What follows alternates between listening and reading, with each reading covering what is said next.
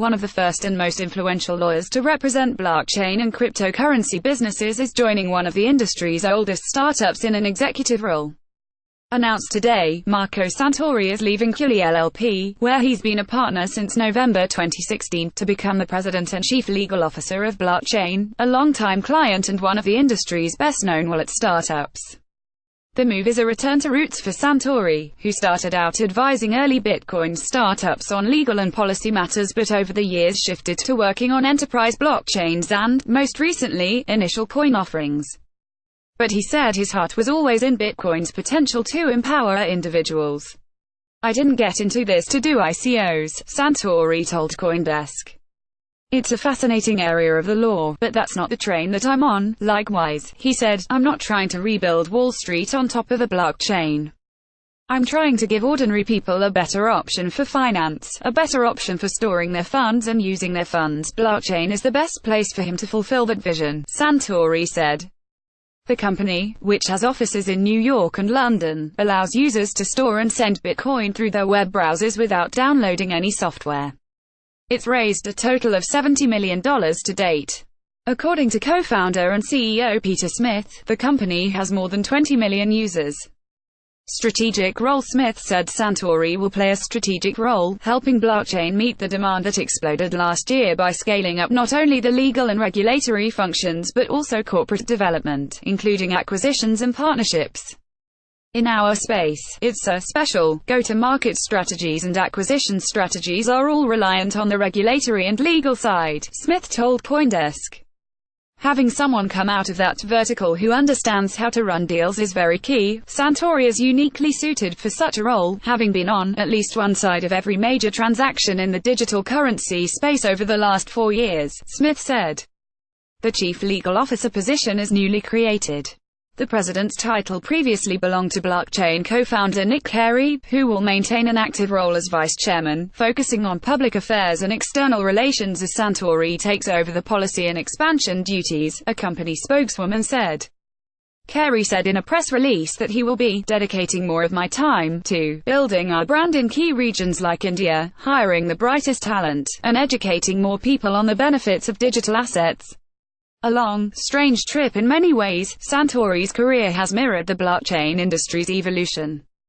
He first made a name for himself as a Bitcoin-savvy lawyer while working at Nesanoff. In 2013, he became the chairman of Regulatory Affairs Committee at the Bitcoin Foundation and the following year represented the trade group during the New York State Department of Financial Services BitLicense hearings, aired across the globe. In late 2014, he joined the White Shoe firm of Pillsbury Winthrop Shaw Pittman LLP, and simultaneously was retained as Global Policy Counsel for blockchain. Santori made partner at Pillsbury 2 years later. This period coincided with a long bear market for Bitcoin. The industry's focus turned to seeking ways corporations and governments could take advantage of the underlying technology without having to touch the currency. During that era, Santori was a key figure in shaping the state of Delaware's blockchain strategy. He helped to craft legislation that allowed firms incorporated in the first state to record their shares on a distributed ledger. At Cooley, where Santori's been a partner since November 2016, his work has centered around ICOs, which took off like a rocket last year, despite the legal uncertainties surrounding these token sales.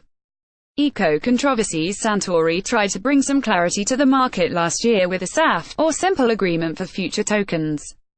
In this structure, a blockchain project raises money exclusively from accredited investors, thereby avoiding securities registration requirements. Once a network or product is built, the tokens needed to use it are distributed to the investors, who can resell them to the public.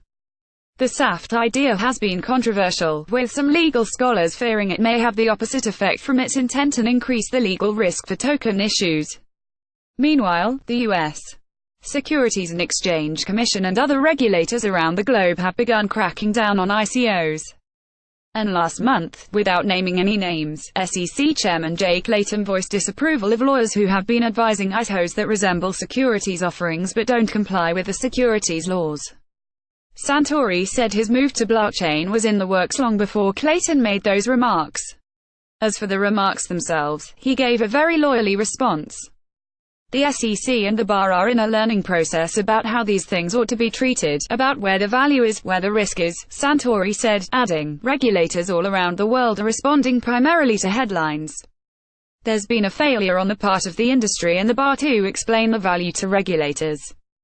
We all have a lot of work to do together. Santori said his departure from Cooley is bittersweet, since he hasn't finished building the firm's fintech practice, but there aren't enough hours in the day to do that and perform his new duties at blockchain. I wish I could do both, he said. Image via Marco Santori, the leader in blockchain news. CoinDesk is an independent media outlet that strives for the highest journalistic standards and abides by a strict set of editorial policies. Have breaking news or a story tip to send to our journalists? Contact us at news@coindesk.com.